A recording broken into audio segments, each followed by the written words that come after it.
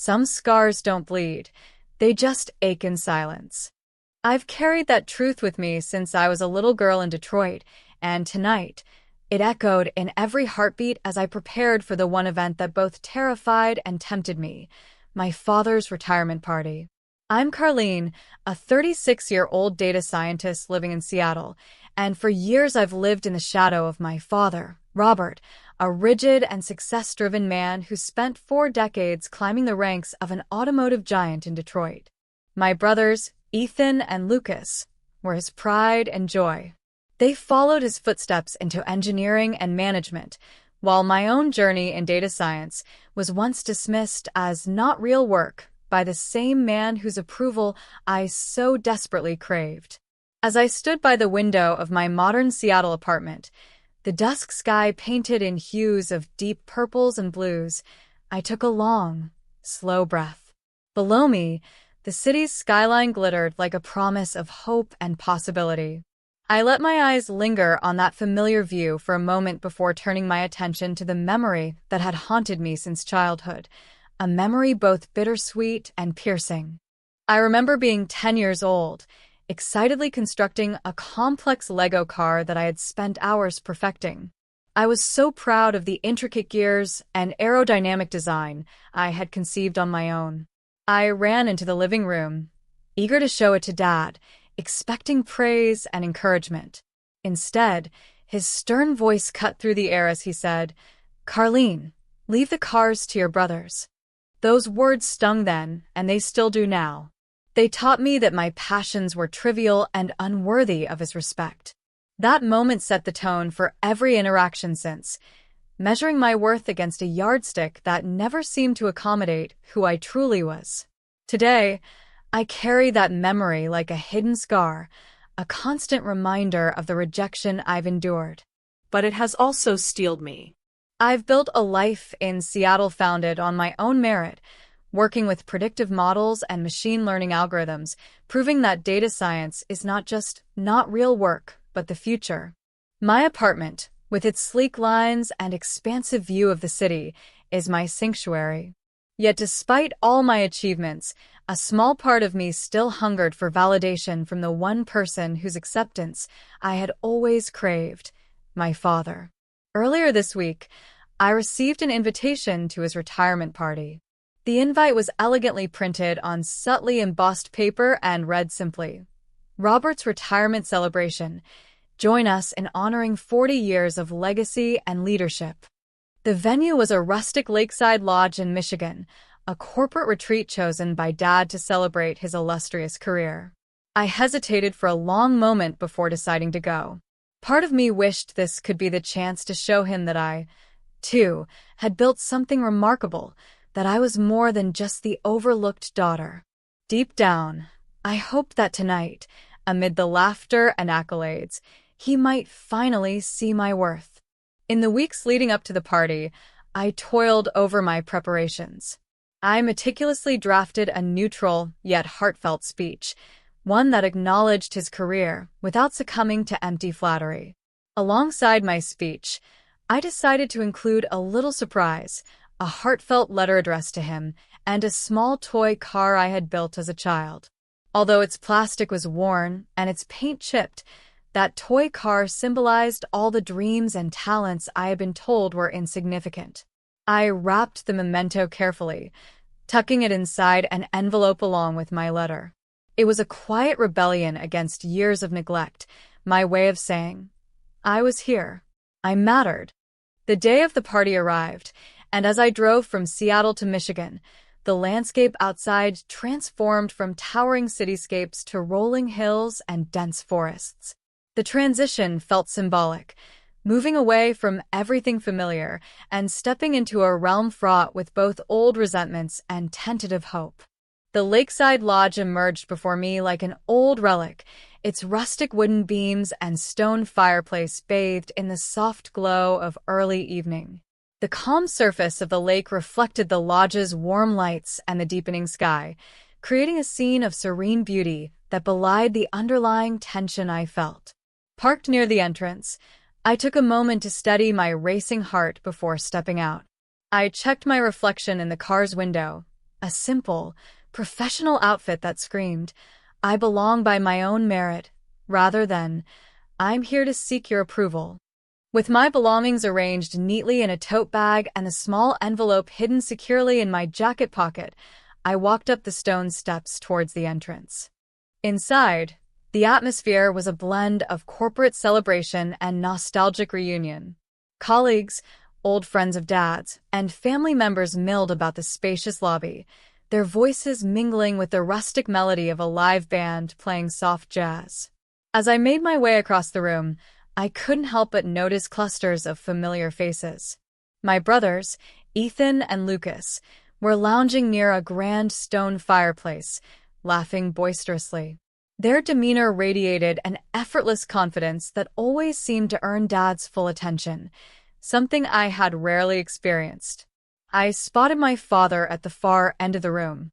His posture was impeccable, his expression one of pride, as he recounted a humorous anecdote to an admiring group. The sight tugged painfully at old wounds. I paused near a side table, gathering courage, and observed the scene. The warm lights of the lodge cast long shadows that danced on the polished wooden floor, and for a moment I allowed myself to feel a surge of hope. Maybe, just maybe, tonight might be different. Perhaps this was my chance to break through the veneer of his indifference.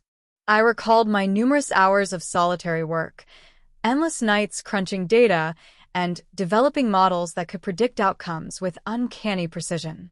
I had fought through doubts and setbacks, all while knowing that Dad's shadow loomed over every achievement, as if his silent disapproval was an ever-present echo.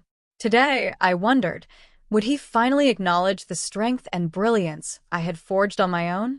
With a heavy mix of anticipation and dread swirling within, I clutched the envelope containing my letter and the small toy car tighter. I felt as if I was carrying a part of my entire past, a bittersweet mosaic of overlooked talent and resilience. I took a slow breath and stepped further into the gathering crowd, determined to approach him, to deliver my surprise, and to finally reveal the depth of my worth. Then, as I neared the center of the room, I caught sight of my father turning his head slightly, his gaze seemingly searching for something in the crowd. For a fleeting moment, our eyes locked, his filled with a mixture of nostalgia, pride, and something I wasn't entirely sure I recognized. Was it recognition? Or perhaps just the ghost of long-forgotten affection?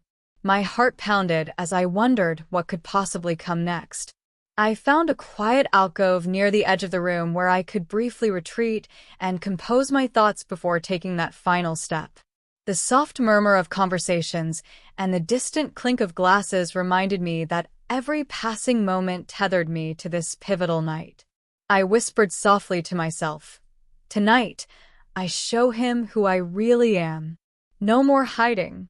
No more being the forgotten daughter." In that moment, everything came rushing back.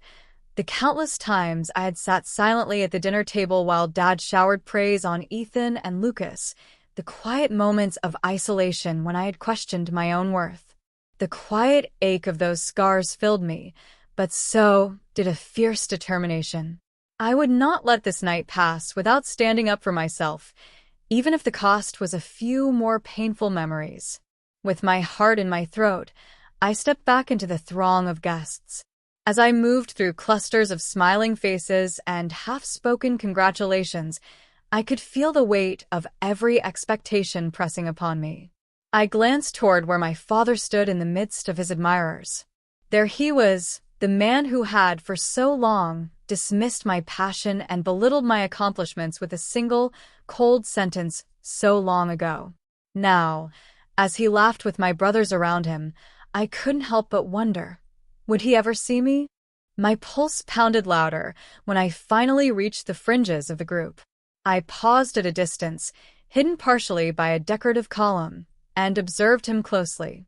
The warm glow of the lodge's lights accentuated the lines on his face, and for one dreadful second, time seemed to slow. I felt a giddy blend of hope and dread in that split second, a feeling that would define this night. I couldn't help but think, maybe tonight he'll finally acknowledge the person I've become. Yet, even as a faint smile trembled on my lips, a deep-set fear whispered that nothing would change, that the scars of the past, those wounds that had been inflicted so long ago, might simply remain too deep. My internal tug-of-war raged silently within me, hope battling against the ache of old rejection. And so, on that fateful night, with the lake's reflections shimmering just beyond the expansive windows, I stood, teetering on the brink of revelation. I had my speech rehearsed in my mind, my letter and memento ready to deliver, and the certainty that no matter what happened, I was prepared for the consequences. All I had to do now was take that final step. I whispered to myself, "Some scars don't bleed, they just ache in silence." And with that, I stepped forward into the light, determined to change the narrative of my own life. What would happen next? Would my father finally see me as more than just the forgotten daughter, or would his old ways continue to haunt our family? I stared into the distance, my eyes fixed on the man who had defined so much of my past, and a single thought echoed in my mind. Tonight, everything would change or nothing would at all. The room was transformed into a stage of memories and expectations. The rustic charm of the lakeside lodge in Michigan was palpable, with its rough-hewn wooden beams and the gentle flicker of warm lights reflecting on the dark, glassy surface of the lake through large, arched windows. A soft jazz melody seeped through the air, mingling with low conversations and occasional clinks of champagne glasses as Robert, my father, prepared to take the stage. I had arrived early, my heart a fragile mix of hope and dread. I clutched the envelope containing my letter and childhood toy car tightly in one hand, a small symbol of my long-forgotten talent, and settled in, praying that tonight, perhaps, he might finally see me. Soon, the lights dimmed, and a hush spread over the room. Robert strode to the wooden podium in the center of an elegantly decorated hall. His presence commanded attention, and it was as though decades of corporate success and traditional values radiated from him. I could almost see the familiar contours of my childhood wounds as he began his speech. "Ladies and gentlemen," he started in a firm, measured tone, "today we celebrate not only my retirement, but a legacy built through dedication, perseverance, and innovation." A murmur of applause followed his introduction. My pulse pounded, and I leaned forward in anticipation, desperate for even the slightest acknowledgment of the person I had become. I had spent years honing my skills as a data scientist in Seattle, carving out a niche where logic and creativity intertwined. Every equation solved and every model built had been a personal rebellion, a declaration that my pursuit, which my father once dismissed, was indeed worthwhile. This was my chance to finally show him that I was more than just his forgotten daughter. But as the speech unfolded, his words began to slice through my fragile hope. With a tone brimming with paternal pride, Robert launched into an elaborate tribute to my older brothers. "Ethan," he pronounced with a reverence usually reserved for legendary heroes, "has carried forward our family's tradition of technical mastery. Lucas, with his innovative mind, is the very embodiment of our enduring legacy in the automotive world." The crowd erupted in approving applause, and I could see my brothers exchange triumphant glances from across the room. Every syllable of their praise hammered another nail into the coffin of my dreams for validation. I sat frozen, feeling as if I were adrift in a sea of admiration. I was invisible. My heart ached with each cheer as Robert continued, "Not everyone can leave a mark like this, a true testament to what hard work looks like when it is aligned with family values." The words stung like icy rain. I had come here with the belief, however fragile, that I might at least be acknowledged, if not loved, for my accomplishments. Instead, their focus was entirely on Ethan and Lucas, my brothers, who had long received our father's unconditional approval. Watching them bask in the praise, I couldn't help muttering under my breath, I wanted to be his legacy, but I was just a shadow. At that moment, my heart felt heavy with disappointment. The applause that followed his every remark seemed to mock me. I glanced around the room, witnessing nods and smiles directed at Robert's glowing account of his son's achievements. Even the familiar background hum of the band sounded like an echo of my isolation. With every accolade, the hope I had so desperately nurtured crumbled further. My confidence wavered. I could almost taste the bitterness of rejection on my tongue. After the formal part of the speech, Robert stepped down amid resounding ovation. His excellent posture, the firm set of his jaw, and the warmth in his broad smile as he congratulated Ethan and Lucas on their successes left me with a hollow feeling inside. I attempted to bridge the distance with a timid smile when my brothers approached me briefly. "You are always different, Carleen," Lucas remarked with a slight shrug, as though explaining a fundamental, unchangeable truth. Ethan simply nodded in agreement, his eyes dismissive. Their words, casual as they were, reinforced the thought that I stood apart, in a way that wasn't admired but pitted. Unable to bear the crowd's indifferent stares any longer, I retreated to a quiet alcove in one corner of the lodge. The soft murmur of conversation and the gentle sparkle of the lake outside provided a momentary cocoon for my emotions. I sank into a plush armchair and pulled out the envelope from my bag. Its worn edges and familiar weight brought back memories of the little girl who had once built that intricate toy car, only to have it ridiculed by a callous, "Leave the cars to your brothers." In that silent moment of solitude, I fought back fresh tears while trying to conjure the resolve I knew I needed. After allowing myself a few minutes to collect my swirling thoughts, I slowly opened the envelope. The letter inside was written in my careful hand, the words chosen to convey both pain and hope. I read silently, each sentence a mixture of longing for recognition and a declaration of independence. "Dad, I've spent my life trying to prove that my work matters. My passion was never a hobby. It was my heart, my truth. I'm here tonight not to beg for your approval, but to share a piece of who I am." The toy car, small yet defiant, lay beside the letter, a relic from the past, now turned into a symbol of the talent and resilience I carried inside.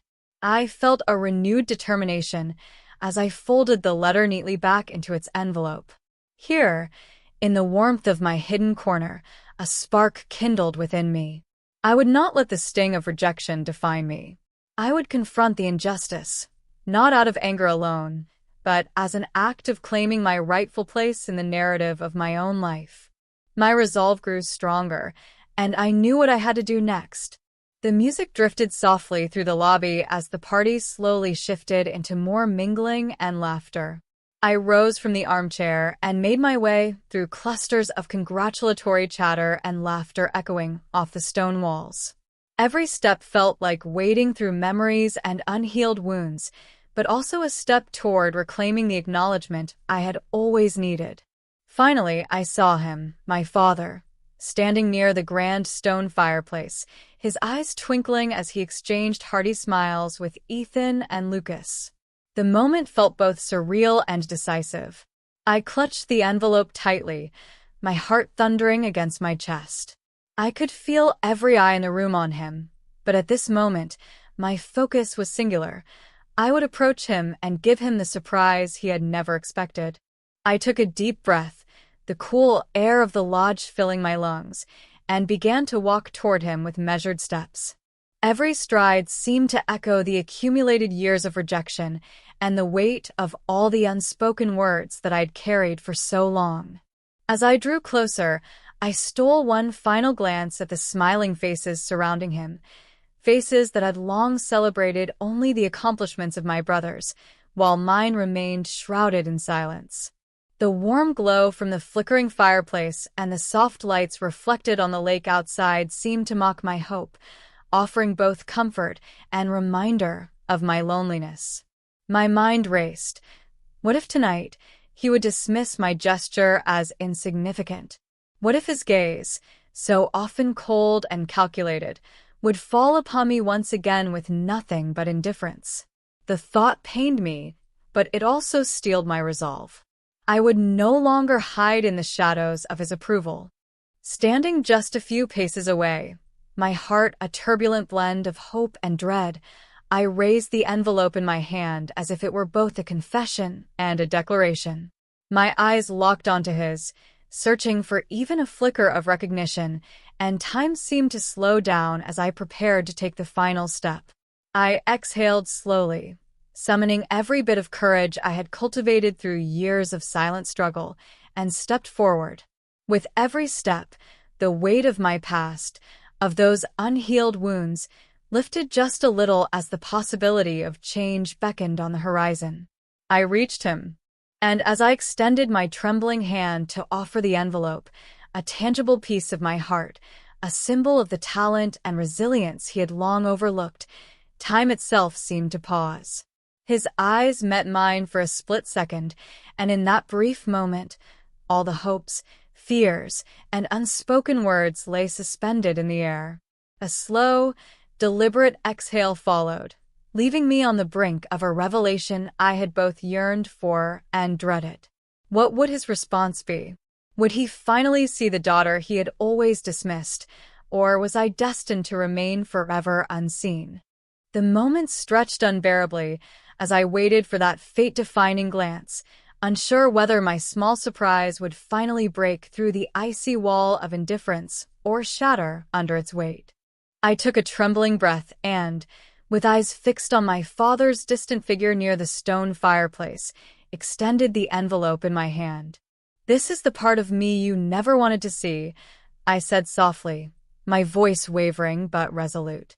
The toy car, its chipped paint a silent testament to the dreams of a young girl who once believed she mattered, lay nestled inside along with my letter. Without waiting for a response, I turned and walked away from the group, my footsteps echoing on the polished wood floor as if marking each step toward liberation and pain. I could feel Robert's cold, unresponsive gaze boring into my back as I left the stage of his carefully constructed world. In that moment, I was left standing amid the sounds of clapping and laughter that I no longer wished to hear. My heart pounded fiercely, a mix of anguish at another rejection and relief in finally shedding the weight of my father's expectations. It was time to reclaim my identity, regardless of whether he would ever see it. Outside, the crisp Michigan night awaited. I slipped away from the warm, confining light of the lodge, seeking solace by the edge of the lake. The world outside was transformed by moonlight.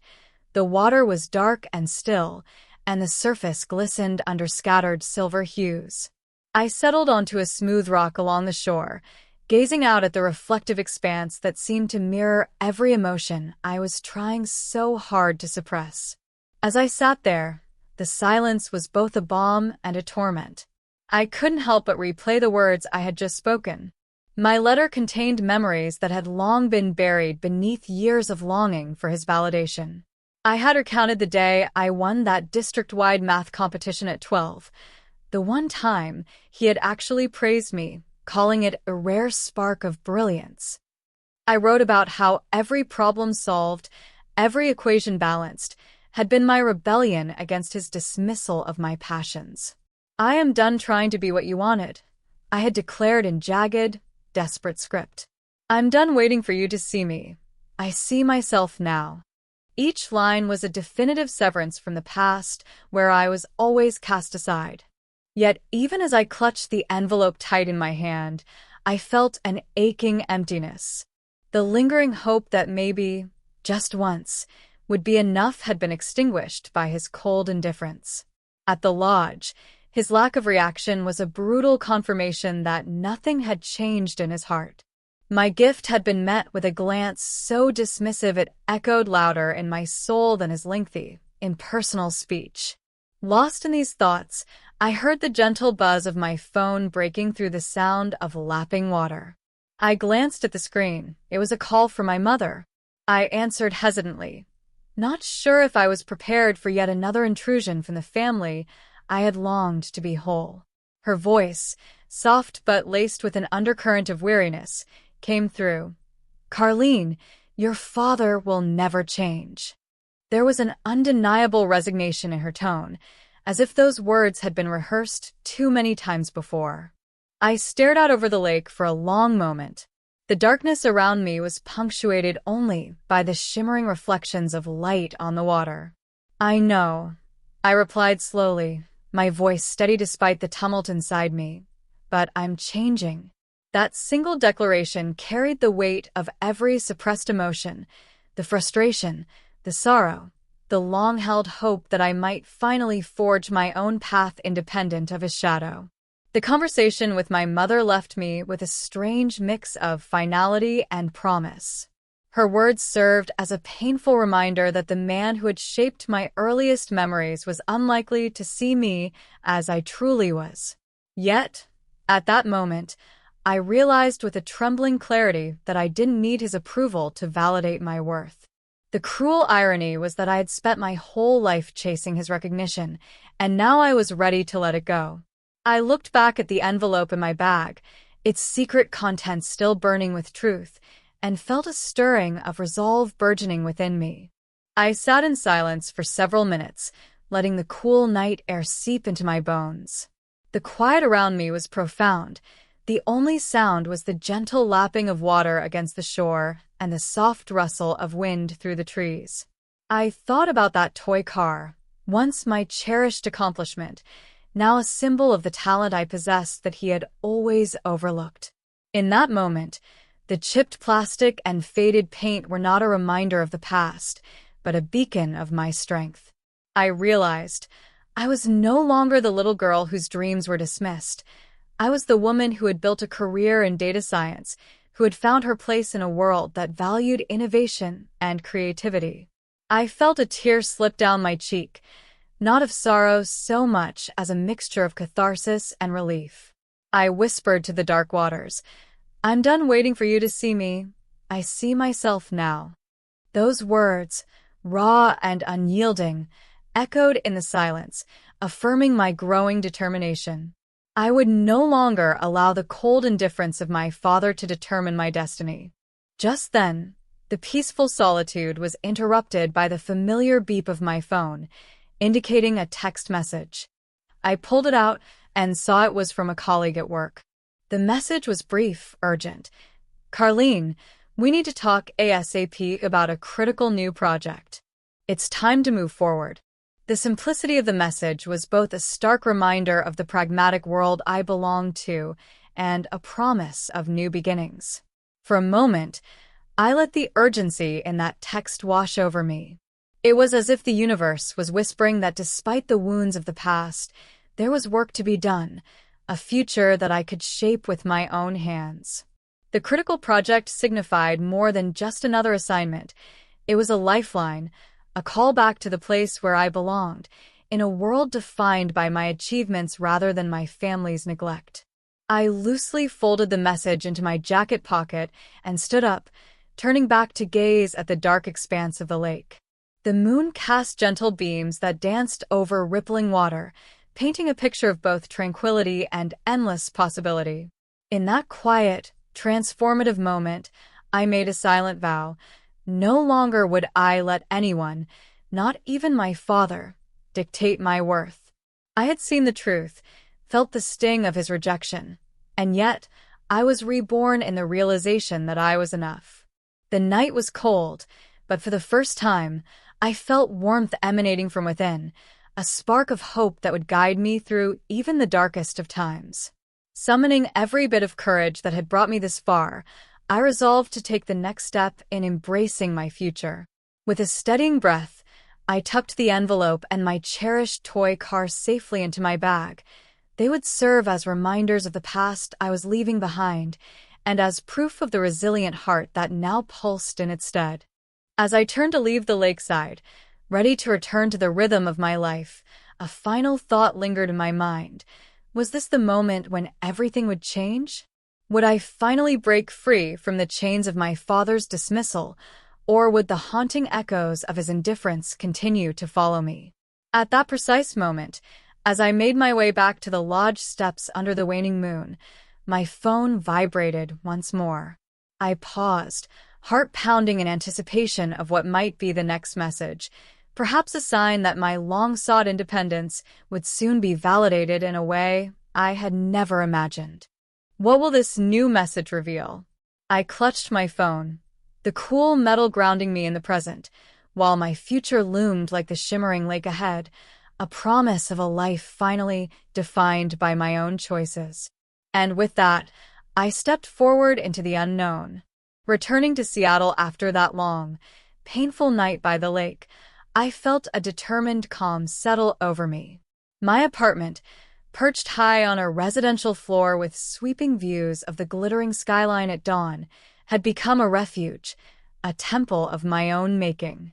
Here, amidst minimalist decor and soft natural light filtering through floor-to-ceiling windows, I began to slowly piece together the fragments of my battered pride. It was in this space that I turned my attention to my work as a data scientist, the field that had become a beacon of hope in my journey away from familial rejection. I threw myself into preparations for an upcoming data science conference, determined to let my passion and intellect speak for themselves. The event was to be held in a sleek convention center downtown, where technology displays shimmered and the hum of innovative ideas filled the corridors. Days before the conference, I dedicated long hours to refining my presentation on advanced predictive models. These models, built with countless hours of research and painstaking calibration, were more than just algorithms to me. They were a statement of my determination to rise above the echoes of my past. As I tweaked my slides and rehearsed my speech in front of the mirror, I recalled every painful remark and every dismissive glance that had haunted me. Yet with each rehearsal, I grew more resolute. The quiet, resilient voice of my inner self became louder. My scars taught me to build my own light. The morning of the conference arrived with a crisp Seattle chill. I awoke early, the horizon ablaze with a soft glow of sunrise. The city below looked peaceful from my high-rise window, a stark contrast to the internal storm I had weathered. I prepared with meticulous care, dressing in a smart blazer and jeans, attire that balanced sophistication and comfort. My laptop, my notebook, and my heart full of cautious hope all went into the bag I carried as I walked the bustling streets to the convention center. Inside the venue, modern architecture and sleek displays created an atmosphere charged with innovation. Holographic graphs and interactive demos adorned every corner, echoing the idea that technology could transform lives. As I took my seat among an eager, diverse audience, I felt the weight of years spent in isolation gradually lifted by the warmth of collective enthusiasm. It was here, amid the passionate chatter of forward-thinking professionals, that I was ready to share my story. When my turn arrived, I strode onto the stage, feeling both vulnerable and powerful under the bright lights. The microphone's steady hum filled me as I began. Good morning.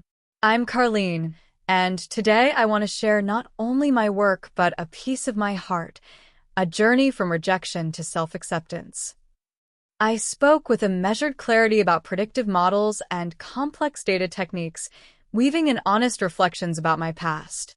I recounted the one moment in my childhood, winning that district-wide math competition at 12, when Father had praised me, however briefly, as if acknowledging a rare spark of brilliance. That day, I declared, I tasted validation. But for too long, I lived in the shadow of others, waiting for approval that never came. The words resonated with the audience. I saw nods and empathetic expressions ripple across the room, as if they sensed the raw truth behind my performance. After the technical portion of my speech, I shifted to share personal insights on overcoming familial neglect and the relentless pursuit of self-worth. My past was defined by silence and rejection, I told them, but I learned that I don't need anyone else to validate my achievements. I see myself now, and that is enough. The room filled with applause, and for a moment, the memory of every hurtful word dissolved into the collective energy of hope and progress. In that electrifying atmosphere, I felt an unburdening release, a rebirth fueled by my own resilience. After the session, as I stepped off the stage, my phone vibrated with several messages. One in particular made my breath catch. A message from Ethan, my younger brother, who had once been one of Dad's favorite. His text read simply, "Maybe we were wrong about you." The unexpected tenderness in those words sent a cascade of mixed emotions through me, a tentative acknowledgment that perhaps the dynamics in our family weren't as set in stone as I had believed. Though his message was brief, it carried a weight that hinted at possible change. I saved his message with a gentle smile, letting it warm the newly lit corners of my heart. Later that afternoon, after the conference had concluded and I returned to the comforting solitude of my apartment, I discovered a small package sitting on my doorstep. Its arrival was entirely unanticipated. The ink on its label was faded, and the handwriting was delicate. I brought it inside and carefully opened it. Nestled within the package was a crisp piece of paper, a note from my mother, with a folded photograph of our family when I was much younger. I unfolded the note with trembling fingers. The paper, edged with faint creases, bore only a few short lines in neat, faded ink that seemed to carry decades of unspoken feelings. "Carlene, your father may never change, but sometimes regret finds a way to speak. He wishes you'd still come home. R. The simplicity of the note struck me with equal measures of sorrow and ambiguity. My mother's acknowledgment, framed in such concise words, hinted at a regret she'd long kept buried. It wasn't a heartfelt apology, nor an invitation to mend the broken bonds. Instead, it was a quiet affirmation of an old truth. The old wounds still festered, yet there was a subtle undercurrent of hope. I felt the intricate emotions rise within me. Bitterness, longing, and a cautious curiosity about what this meant for our fractured family. I held the note in one hand while gazing out over Seattle's skyline through my apartment window. The city stretched out beneath me, vibrant and alive, a perpetual reminder that no matter how deeply one might be scarred, life kept moving forward. I recalled the words I had spoken on stage at the conference, words that now took on new meaning. My scars taught me to build my own light. I realized that my journey towards self-realization wasn't over. It was only just beginning. Here in my new world of innovation and self-empowerment, I had found strength, yet the unresolved echoes of my past still rang clear. I spent a long moment in silent contemplation, the note clutched tightly in my palm, trying to decipher its hidden message. Was this an olive branch, an attempt at reconciliation, or merely another reminder that I would always be an outsider in the family I once hoped to belong to? The photograph, a relic of happier times, served as both comfort and torment. It reminded me of days when I had been seen, when my achievements had mattered, even if only briefly. Now, as I stared at the words on the paper, I resolved once again to prioritize my healing and success over the emotional baggage of betrayal. Yet, as the night deepened and the city lights twinkled like distant stars, a final vibration from my phone startled me from my reverie. It was a new message, a single, cryptic line that seemed to echo the fragile promise of change. The message read simply, "Meet me tomorrow. We need to talk about everything."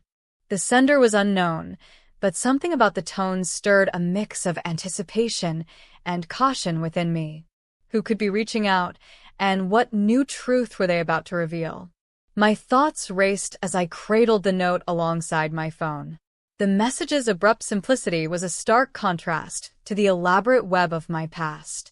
Was this the beginning of another confrontation, or a chance to finally untangle the complexities of our family's secrets?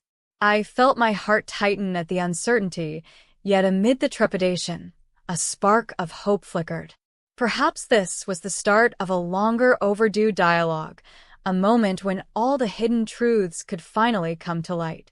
I exhaled slowly, knowing that tomorrow would bring with it a new challenge and the possibility of confronting the unresolved fragments of my past. The city outside continued its quiet rhythm, unperturbed by the storms of personal revelation. As I set the note and the mysterious message aside on my desk, I took one last look out my window at the Seattle skyline, its promise of endless opportunities soothing the raw edges of my wound. I whispered softly to myself, "My scars taught me to build my own light," feeling that truth burns steadily within me. With the note in hand and the unknown message buzzing with the promise of a new conversation, I braced myself for what tomorrow might bring.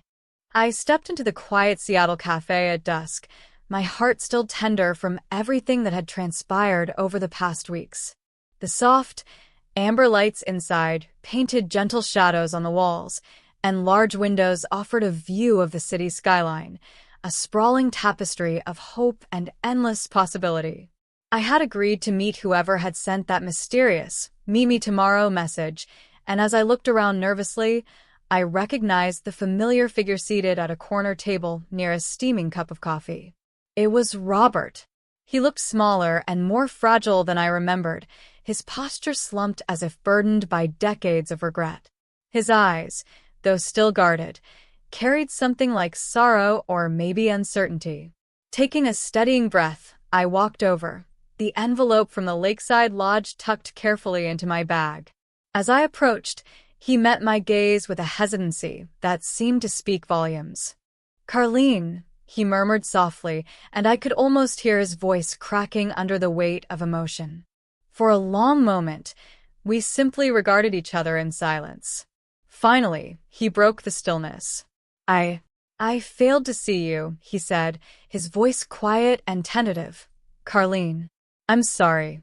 His apology was brief, imperfect, and I could tell it came from a man who had always struggled to express anything more than a superficial regret.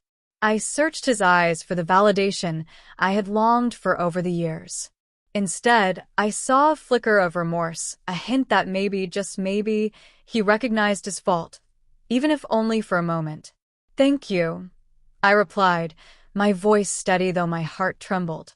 "Thank you for saying that." In that moment, I realized that his words would never fully heal the wounds of my past, but they no longer held the power to control my future. I no longer needed his approval to shine. As we sat there in the low hum of conversations and the clinking of coffee cups, the neutrality of the cafe felt like a safe space, a bridge between the old pain and something new. Robert sipped his coffee in silence, while I struggled to decide whether to press further. Finally, I found the courage to ask, "Why now, Dad? After all these years, why reach out?" His gaze drifted to the window, as if he were trying to recall memories buried deep. "I don't have all the right words," he admitted slowly, "but I've spent a long time thinking. I see now that I never really understood you." There was an awkward pause, and then he added, "I wish you'd come home more often. I wish things had been different." His words caused a mosaic of emotions to swirl within me, bittersweet memories, old hurts, and a hint of a possibility that maybe reconciliation was not entirely out of reach.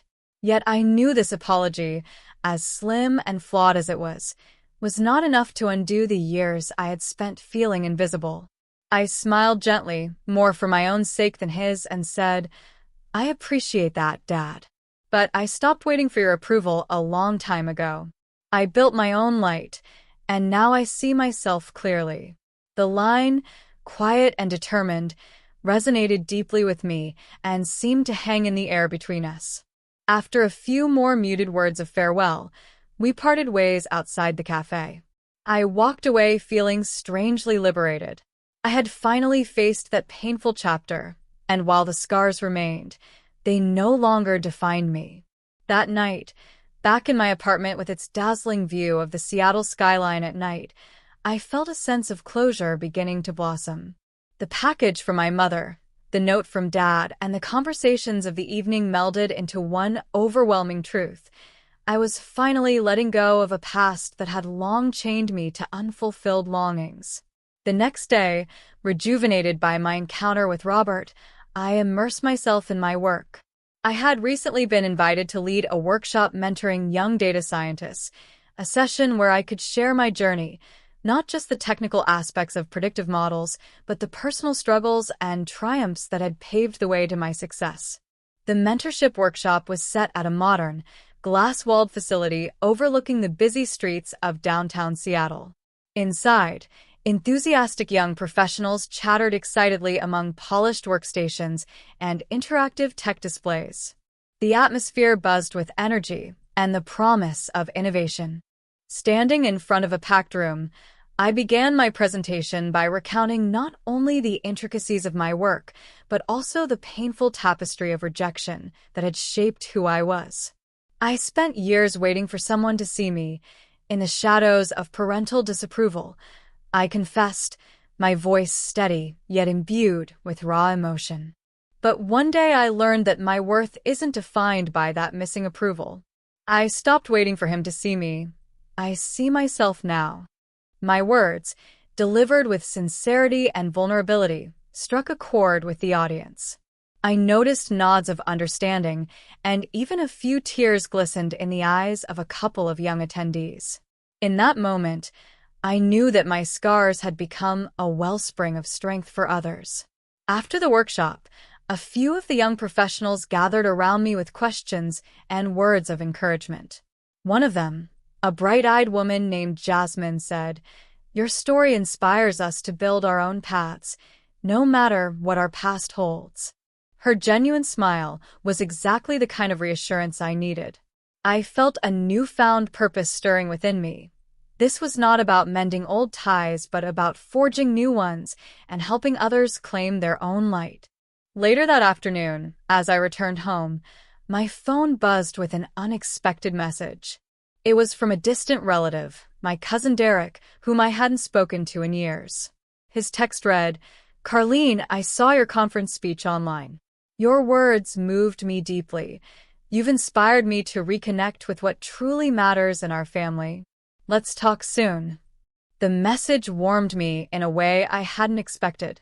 It carried the promise of a more genuine family connection, one not based on forced rituals or hollow apologies, but on heartfelt acknowledgment. That evening, as I sat by my window watching the dusk settle over Seattle, I allowed myself a moment to reflect on the incredible journey I'd undertaken. I thought back to the painful winters at the lakeside lodge, the bitter sting of my father's rejection, and the lonely nights where I questioned my very identity. And yet, here I was, standing tall, having found solace in my work, in the energy of a community that valued my voice. I clutched the note from my mother and Dad's terse words, and let them remind me that every setback had led me to this decisive turning point. I whispered to the quiet room. I stopped waiting for his approval and found my own. That declaration, simple yet revolutionary, vibrated in my soul. I knew that while my father might never fully understand or offer the validation I once craved, I did not need it to move forward. I had built my own light out of the fragments of my scorned past, and that light was now shining unmistakably. Just as I began to sink into a future that promised peace and empowerment, my phone vibrated again. I glanced at the screen and saw a new message from an unknown number. Hesitantly, I opened it, and my eyes widened as I read, "We need to talk about everything. Meet me at the old pier tomorrow at sunset." The message was unsigned, yet its urgent tone hinted at unresolved secrets waiting to be unearthed, perhaps another piece of the puzzle of my family's legacy. My heart skipped a beat. Was this another chance for closure, or an unforeseen confrontation that could reopen old wounds? I stared at the message, feeling a blend of trepidation and anticipation. The unknown sender's invitation loomed as a final challenge, a test of my newfound resolve. I knew that whatever awaited me at the old pier would force me to confront yet more of the past. But I was ready, finally ready, to face whatever truth lay hidden in the shadows of my family's history. I set the message aside, the echo of its words mingling with the soft hum of the Seattle night drifting through my open window. As I gazed out at the city lights, shimmering like a promise on the calm water, I felt a surge of determination. My journey had been long and painful, but I was no longer defined by the scars of rejection. I was forging my own destiny, one bright, uncertain step at a time. If this story touched your heart, leave a comment about what you do next, and subscribe for more family drama tales.